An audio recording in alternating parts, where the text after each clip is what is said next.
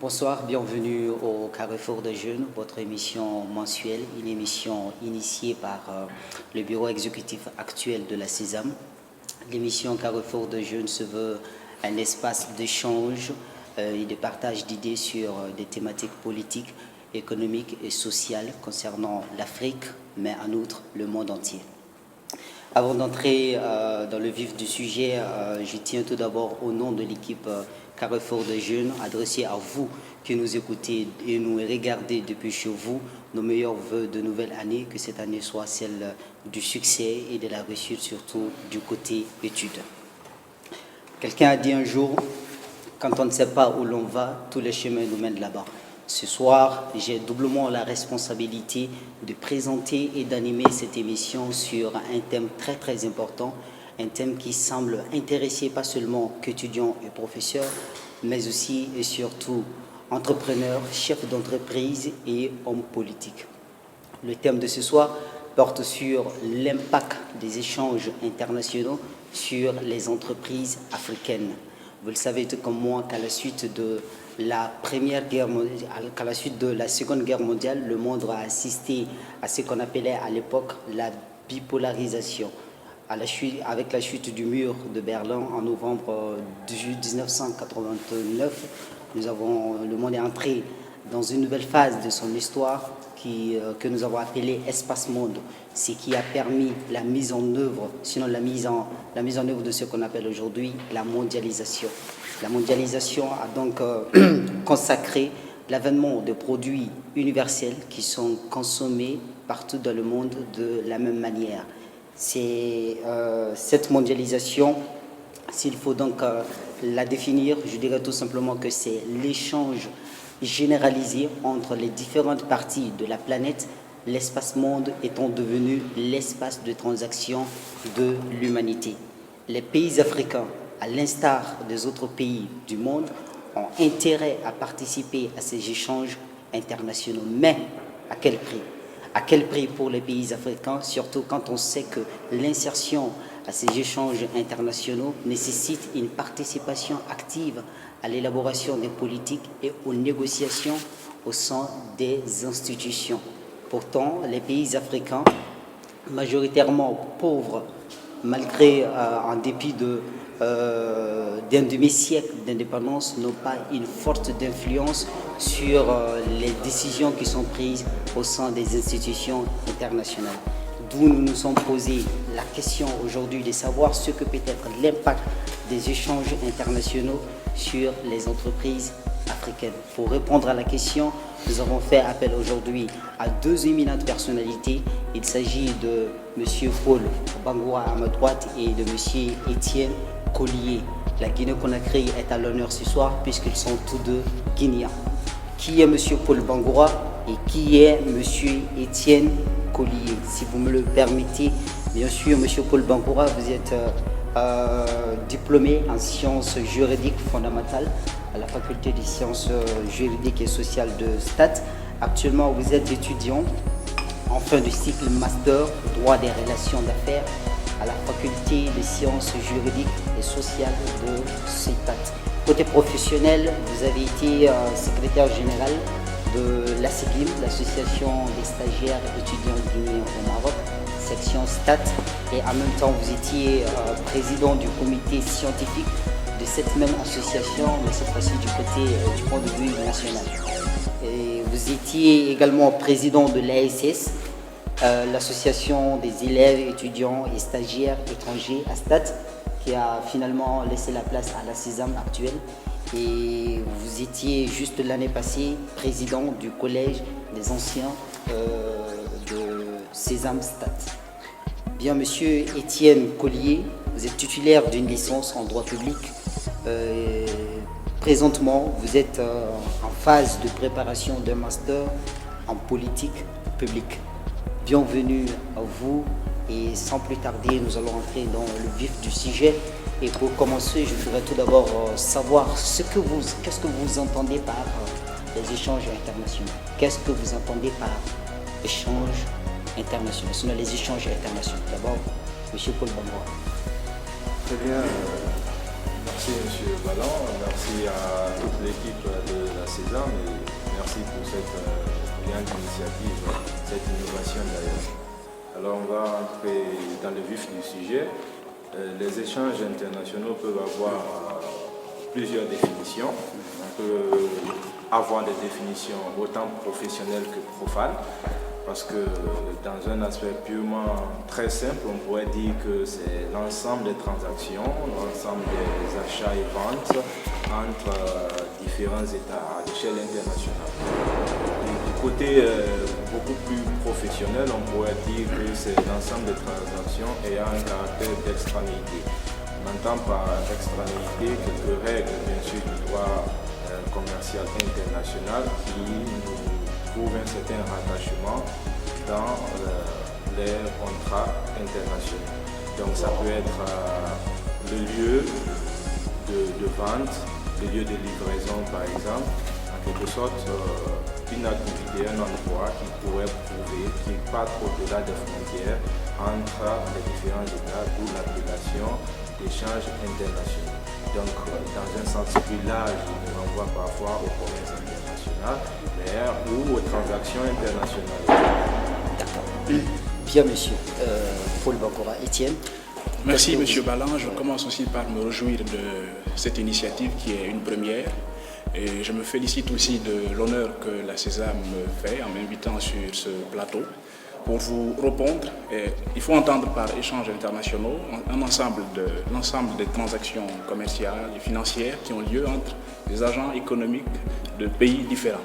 Donc, il s'agit d'échanges commerciaux, d'échanges de capitaux et d'échanges de biens et services, commerciaux, biens et services, d'échanges de capitaux. Et comme vous l'avez rappelé dans votre introduction, déjà à la fin du 19e siècle, on assiste à une première vague de mondialisation, mais qui sera étouffée par la crise et puis la Première Guerre mondiale. Donc, depuis les années 70, il y a un réel engouement pour la mondialisation. On assiste à la mise en place d'instances pour réguler en fait, les échanges entre les pays, le poids des échanges commerciaux ont augmenté, le stock des capitaux investis dans les pays étrangers a également augmenté. Donc il y a un réel développement et l'Afrique y prend part tant bien que mal. Je crois qu'on aura l'occasion d'en discuter au fil de l'émission. Oui. Effectivement. D'accord, ce qui me permet de vous poser une seconde question. Aujourd'hui, il est une évidence de constater que pour qu'une entreprise puisse tirer profit de la mondialisation, sinon des échanges internationaux, il faudrait bien que l'entreprise soit compétitive. Et aujourd'hui, nous savons que les entreprises africaines ne sont pas vraiment compétitives compte tenu de cette réalité-là. Finalement, est-ce que les entreprises africaines ne sont pas victimes de ce système? Est-ce qu'on ne peut pas dire que les entreprises africaines sont victimes de ce système? D'abord, Paul. Oui, bon, bien avant de répondre à la question, on aimerait pouvoir faire ressortir l'environnement même de ces entreprises-là, ce qui va nous pousser à parler de ces différents acteurs. Parce qu'au niveau des échanges internationaux, on a plusieurs règles. Voilà des règles, ce qui fait que par exemple, même au niveau des transports aériens ou maritimes, il y a quelques règles. Donc parler ici de victimes, ce serait d'abord nous ramener seulement à des rapports entre l'Afrique et l'Occident, voire la Chine. Or, il n'y a pas que ça. Les échanges peuvent être multilatéraux ou bilatéraux. Ça peut être soit entre deux États, ces échanges peuvent porter sur des prêts. Par exemple, lorsque le FMI ou la Banque mondiale accordent des prêts, on se retrouve dans un système aussi d'échanges internationaux. Donc, et concernant l'entreprise, nous avons notamment l'État qui joue un rôle très très important dans l'environnement de l'entreprise. Il fait d'ailleurs partie des facteurs externes. Il joue un rôle fondamental. Et comme vous l'avez dit, au niveau du continent africain, il y a énormément de difficultés qui ont un impact direct sur la compétitivité de ces entreprises. On a le manque d'infrastructures, le manque dans certains pays bien sûr d'eau, d'électricité, de routes. Ce sont des conditions qui ne sont pas vraiment favorables, ces conditions qui ne sont pas propices au développement ou à la compétitivité d'une entreprise. Voilà. D'accord. Monsieur Étienne. Oui, Monsieur Ballan, vous avez raison de souligner le manque de compétitivité de nos entreprises, mais je ne voudrais pas utiliser une expression avec une connotation un peu victimaire. Je parlerai plutôt de faiblesse du poids de nos entreprises, de l'Afrique même, dans ces échanges internationaux-là.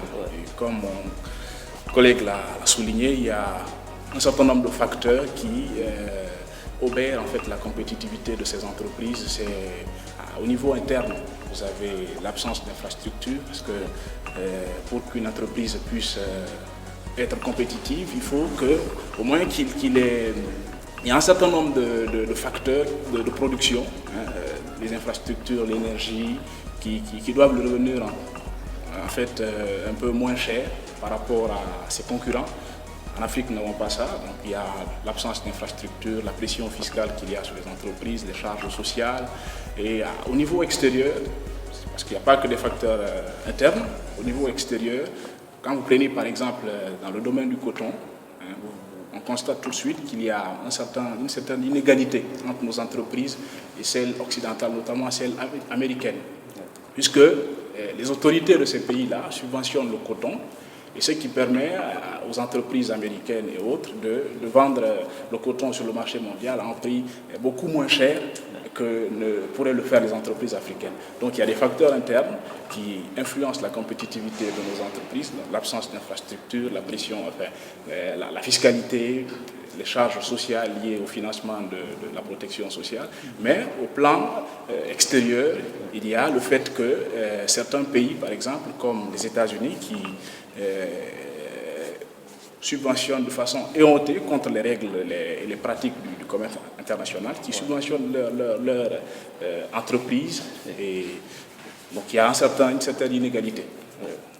Donc voilà en quelque sorte les facteurs qui compromettent en fait la compétitivité de nos entreprises, ce qui fait que nous sommes beaucoup faibles sur le marché mondial. Ce qui fait dire à certains que les échanges internationaux, c'est un combat inégal qui aboutit inexorablement à une mort certaine de nos entreprises.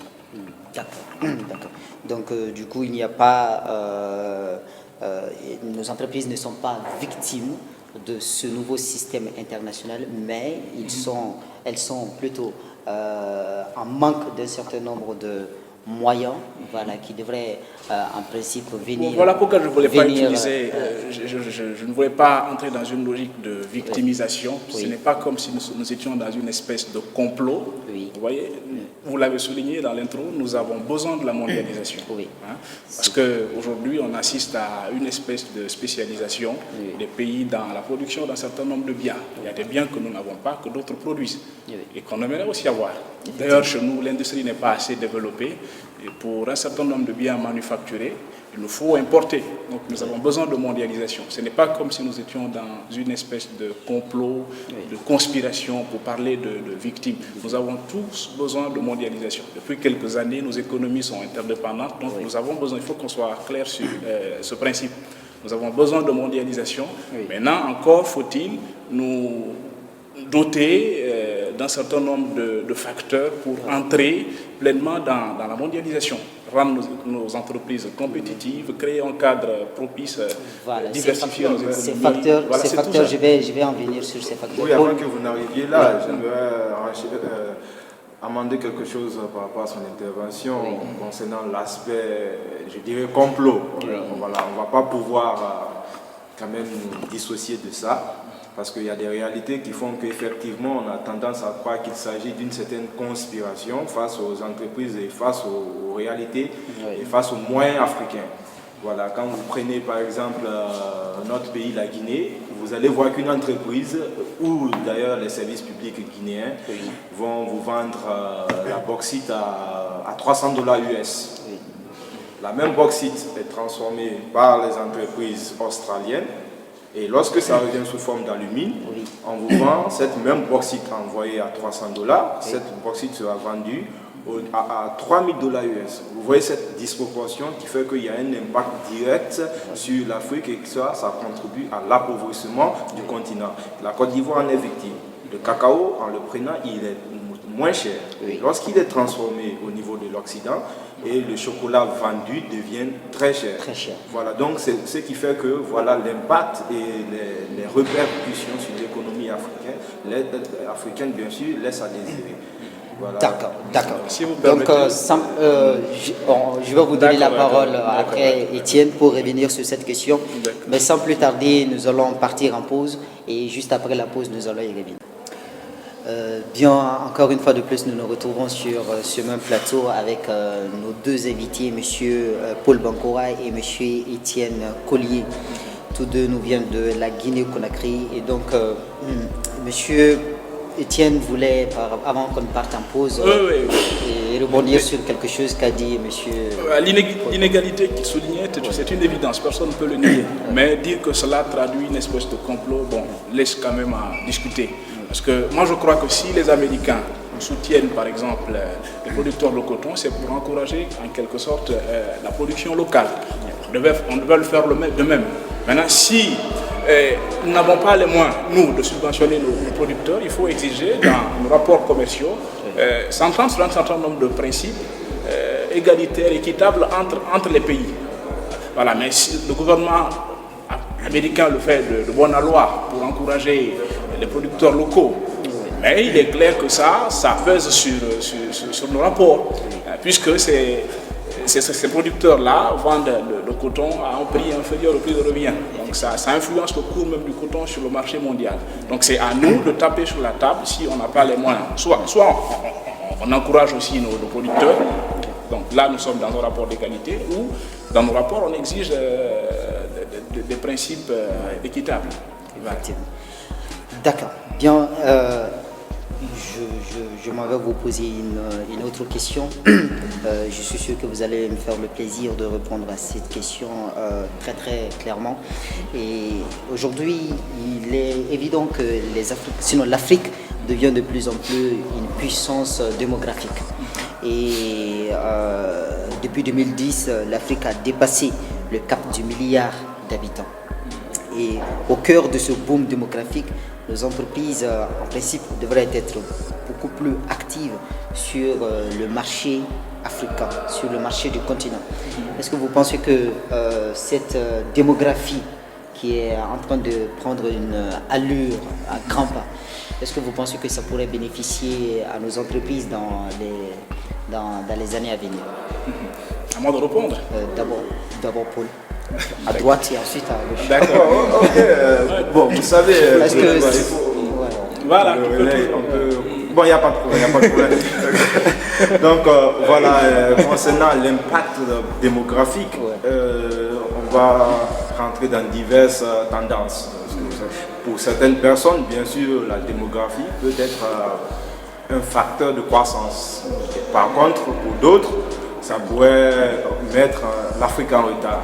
Il y a même des théories du malthusianisme qui ont été prouvées dans ce contexte-là, justement. Et de nos jours, on peut dire que l'Afrique n'arrive pas vraiment à suivre le rythme lié à la croissance démographique parce qu'il y a vraiment un manque en matière de création d'emplois, par exemple. La plupart des entreprises qui étaient sur le continent, beaucoup datent des années 1970 par exemple, ce qui fait qu'aujourd'hui, en Afrique, il n'y a pas assez d'emplois. Et ce qui fait que de nos jours, il y a un certain partenariat public et privé entre c'est-à-dire l'État et bien sûr les entreprises pour essayer de mettre en place quelques conditions favorables à la croissance. Donc pour vous dire que pour les observateurs, parce que vous l'avez souligné, l'Afrique a dépassé le cap du milliard d'habitants, alors qu'à l'horizon 2030, l'Afrique va accroître de 20% d'ailleurs. Donc ce qui fait qu'aujourd'hui, pour les observateurs, il est nécessaire qu'il y ait une collaboration privée-publique, c'est-à-dire public dans le rôle régulateur, en conditions favorables, afin que l'Afrique puisse au moins se rapprocher un peu et puisse avoir un impact positif sur cet aspect démographique. D'accord. Vous avez raison de le souligner, la population africaine augmente. Et ça, c'est une aubaine pour les entreprises. C'est pourquoi d'ailleurs certains disent que l'Afrique est l'avenir du monde. C'est l'avenir du monde. Donc quand la population augmente, c'est la demande qui augmente parallèlement. Donc la demande s'accroît et ça, c'est une aubaine pour les entreprises. Mais il faut souligner que la population n'augmente pas qu'en Afrique. Il n'y a pas qu'une augmentation, mais c'est que nous avons affaire à une population très très jeune, donc à une main-d'œuvre active. Et les entreprises africaines n'arrivent pas encore à saisir cette opportunité-là. C'est les autres qui sont en train de la saisir. Oui. Les Chinois, les Brésiliens, les Indiens et autres. Et l'Europe, bon, peut-être ne l'a pas encore compris, mais mène quand même une réflexion sur cette question. Oui. Nous avons en Afrique une population qui croît et qui est très jeune, mais nos entreprises n'arrivent pas encore à saisir cette opportunité-là à cause de beaucoup de facteurs, parce qu'ils n'ont pas accès aux capitaux comme les entreprises occidentales. Et donc je pense que l'État ou les institutions financières au niveau du continent doivent accompagner nos entreprises dans ce sens-là. Accorder des capitaux afin de mettre des entreprises en place et pouvoir profiter de ce marché qui fleurit d'année en année. D'accord. Monsieur Etienne, sinon, Paul Bankora, vous avez souligné un point, sinon vous avez touché à un point très sensible lors de votre dernière assertion. Vous avez touché au chômage, par exemple, lorsque la population s'accroît. Finalement, je me pose la question, est-ce que la mondialisation a-t-elle un impact sur le choix d'embauche des entreprises?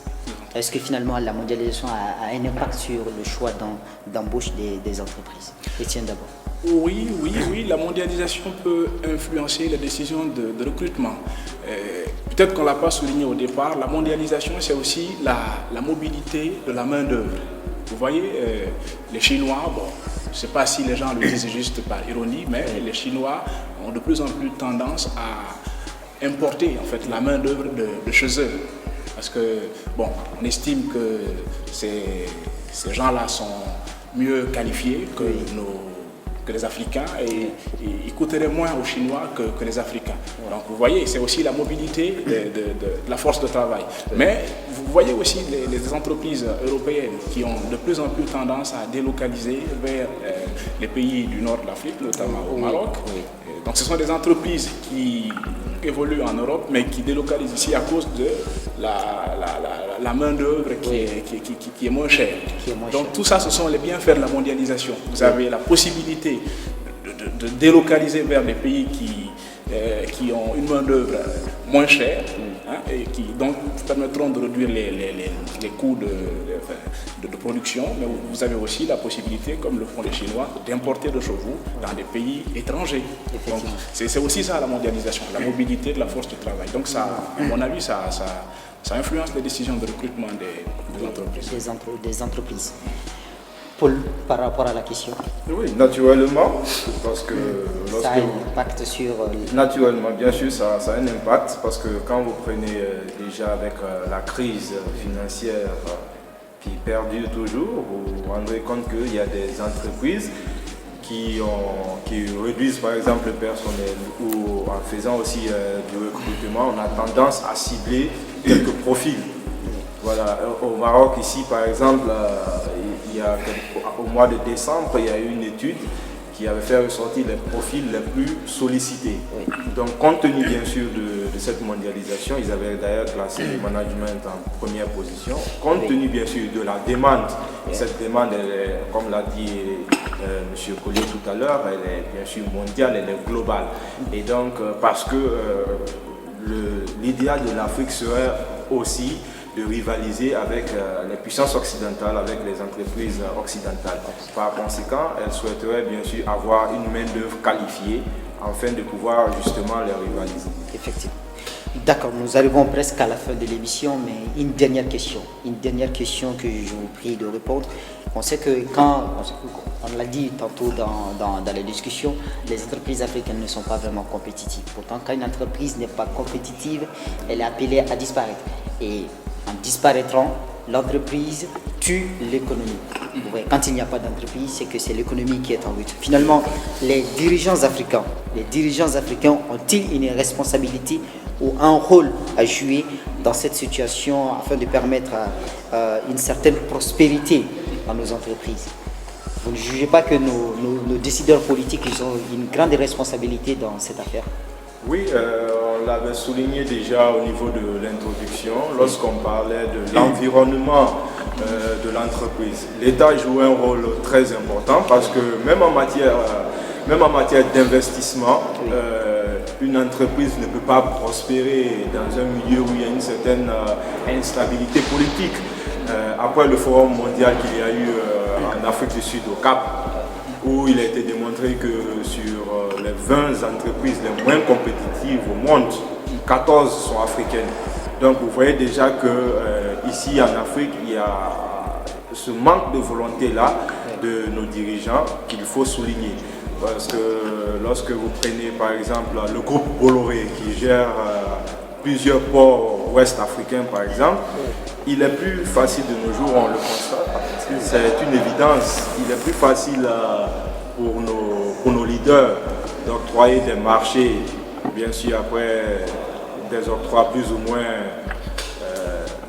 normaux je dirais. Oui. Ouais, il est plus facile pour ceux-ci d'accorder des domaines, d'accorder des marchés à des entreprises occidentales que de faire confiance aux entreprises africaines elles-mêmes. Voilà, donc compte tenu du temps qui reste. Effectivement. Voilà. Paul Bokora, il nous reste, sinon Étienne Collier, il nous reste juste 2 minutes. Oui, je reprendrai aussi par l'affirmative, ils ont une responsabilité. La responsabilité, elle est grande. Oui.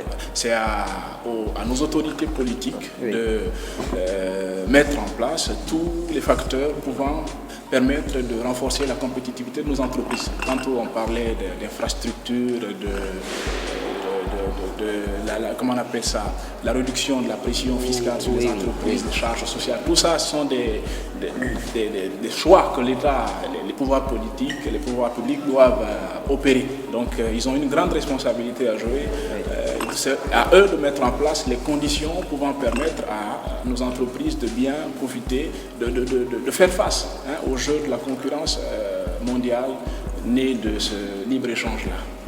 Écoutez, nous vous disons merci pour votre disponibilité, merci d'avoir été avec nous ce soir pour tous ces éclaircissements. Nous nous donnons rendez-vous le mois prochain pour un autre numéro de votre émission Carrefour des Jeunes, une émission qui est la vôtre, une émission par les jeunes et pour les jeunes, une émission dont la porte reste toujours ouverte à tous les jeunes. Et nous vous disons merci et encore merci. C'est nous qui vous remercions. Merci à vous également. Merci à tous.